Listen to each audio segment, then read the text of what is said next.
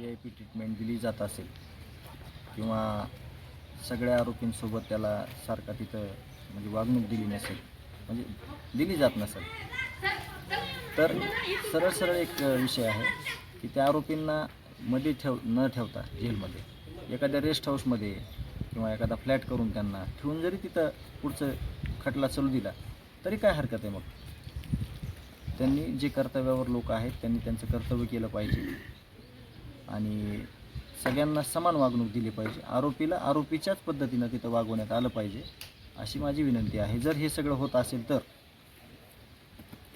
स्वारगेटमध्ये नाही, त्यावेळेस गांभीर्य नव्हतं ना, कुणाची कुणाला भीती नव्हती. हे प्रकरण घडलं म्हणून तिथं तत्परता दाखवण्यात आली असावी.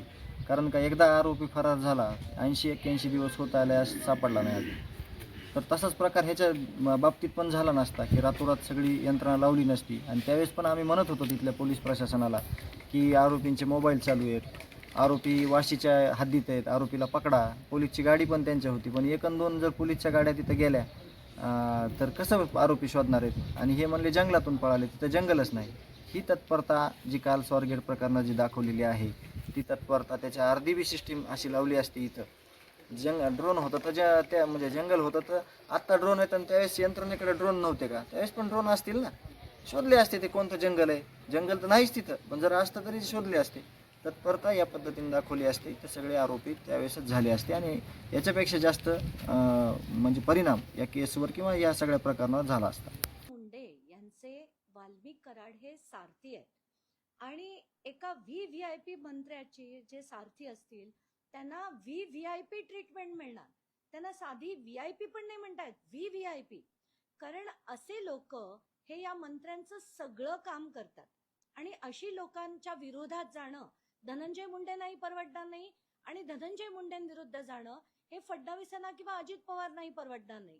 म्हणून यांची VVIP ट्रीटमेंट होणार. म्हणूनच पहिल्या दिवशीपासून मी म्हणत होते की त्यांच्या बॅरॅकमध्ये CCTV असायला हवा, त्यांची स्टेटमेंट्स व्हिडिओनी रेकॉर्ड व्हावी याच्या, आणि त्यांची जर चौकशी तिथे पूर्ण झाली असेल तर त्यांना मुंबईत ट्रान्सफर करा अशी माझी पहिल्यापासूनची जी मागणी होती ती त्याच्यासाठी होती की फॅक्ट आहे की तिथे ठेवून त्यांची बडदास्त ठेवली जाणार याच्यात काहीच शंका नाही.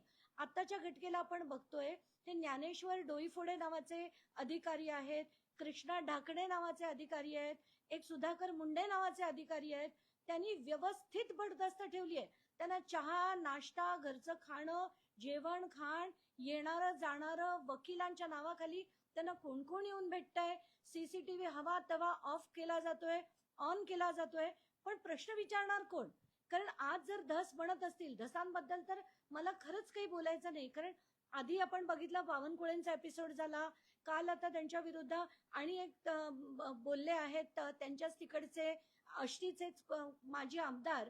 आणि मला असं वाटतं की हे सगळं बघून ना किळस येते राजकारणाची. कारण एखादा साधा पाकिटमार असेल ना त्याला सुद्धा सडत राहावं लागतं जेलमध्ये, पण कराड सारख्या माणसाला काहीही होत नाही. त्याला जेलमध्ये आत काय बाहेर काय. म्हणूनच आज सकाळपासून मी म्हणते की त्याच्यापेक्षा त्यांना घरीच ठेवा, चांगल्या AC मध्ये राहू दे आणि चौकशी करा तुम्हाला हवी ती. चौकशीमधनं पुरावे मिळाले, पुरावे सिद्ध झाले की मग शिक्षा द्या ना, घाई काय. तोपर्यंत सामान्य माणूस लढेल.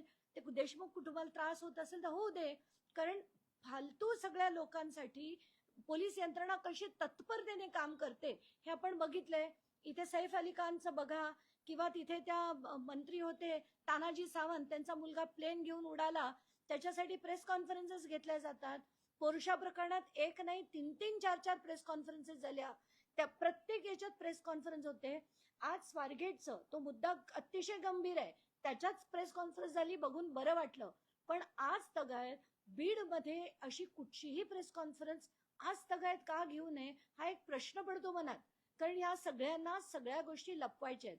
आणि मला तर सरळ सरळ वाटतंय की जोपर्यंत CDR आपल्या हातात येत नाही, CCTV फुटेज येत नाही, तोपर्यंत या सगळ्याच्या मागचा खरा व्यक्ती कोण आहे ते बाहेर येणार नाहीये. आणि ते लवकरात लवकर यावं आणि त्यासाठी प्रेस कॉन्फरन्स ही घ्यावी अशी माझी अपेक्षा आहे.